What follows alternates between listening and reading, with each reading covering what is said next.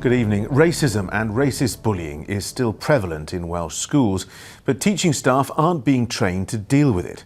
That's according to a survey of nearly 800 teachers seen exclusively by this programme.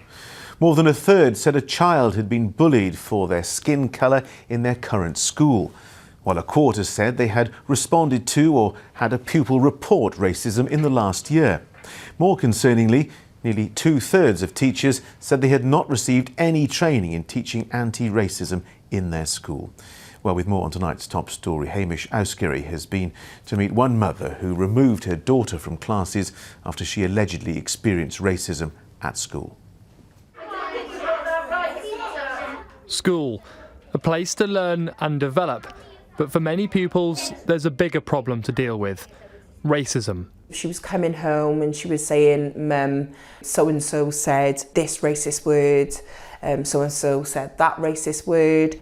Soraya says this was a daily reality for her daughter, racist bullying in the corridors and in the classroom. Now she's decided the only way to make it stop is to remove her daughter from school for good.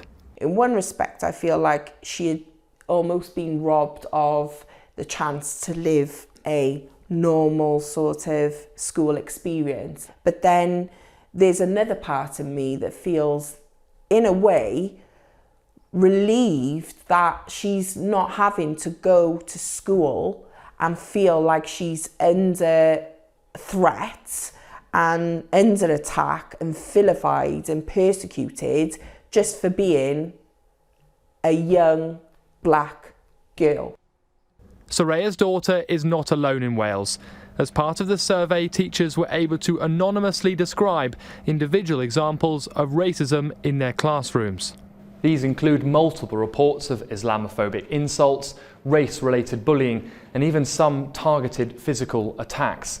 One teacher said a child as young as 11 had been told they'd be going home after Brexit.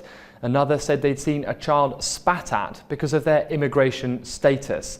Another simply said racism occurs weekly in their school and most of the insults are too offensive for us to broadcast.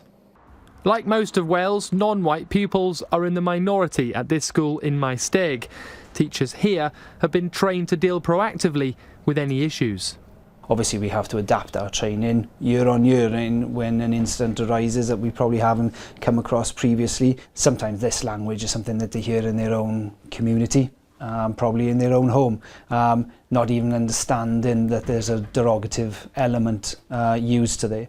So it's a case of educating and it's a case of celebrating different backgrounds. Bullying is not new, of course, but the internet constantly provides new ways to do it. Social media these days, the amount of racially insensitive jokes, there's no way of policing that, but there is a way of developing an understanding of how harmful that could be in school. Is that common? Yeah, it is really common in years below. I think it is important to maybe nip it in the bud a bit lower down in the school. But it's too late for Soraya's daughter. She's now been out of formal education for more than 8 months. As a parent, you obviously want to protect your child and you want to feel as if your child's going to fit in and just feel safe. But it just got to the extent where it was almost as if it's not just a child problem now, it's becoming a problem of which the schools are not dealing with. And now it's affecting me as a parent because I'm helpless. What can I do except for raise complaints and my concerns? A spokesperson for Soraya's local council said, "We take allegations of this nature extremely seriously. We remain in contact with this student and her mother and are committed to identifying educational provision that is acceptable to both parties." Most people would say Wales has made progress towards a more tolerant society, but on this evidence, there's clearly much more work yet to be done. Hamish Auskerry, ITV News.